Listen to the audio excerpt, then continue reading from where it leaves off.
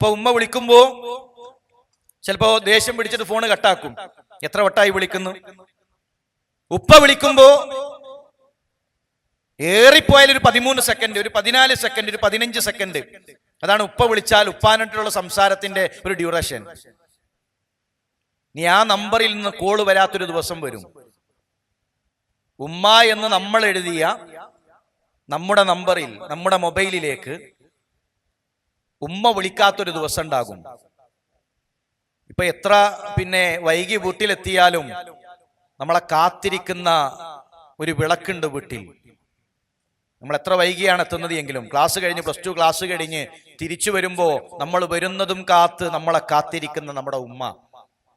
ഇനി കാത്തിരിക്കാൻ നമുക്കായി ഒരാളില്ല എന്നറിയുന്ന ഒരു ദിവസം വരും. എടാ നീ എവിടെ, എടി നീ എവിടെയാണുള്ളത് എന്ന് എടാ എന്ന് വിളിച്ച് നമ്മളോട് കാര്യങ്ങൾ തിരക്കാൻ നമ്മുടെ ഉപ്പയില്ല എന്ന് തിരിച്ചറിയുന്ന ഒരു ദിവസം വരും. അന്ന് ചിലതൊക്കെ നമുക്ക് തിരുത്താനുണ്ടാകും. അന്ന് നമുക്ക് ആഗ്രഹമുണ്ടാകും, കുറച്ചുകൂടെയൊക്കെ ഒന്ന് സ്നേഹിക്കാമായിരുന്നു, കുറച്ചുകൂടെയൊക്കെ അവരോടൊന്ന് മാന്യമായി പെരുമാറാമായിരുന്നു. പക്ഷേ ആ തോന്നലുകൾ കൊണ്ട് കാര്യമില്ല പ്രിയമുള്ളവരെ.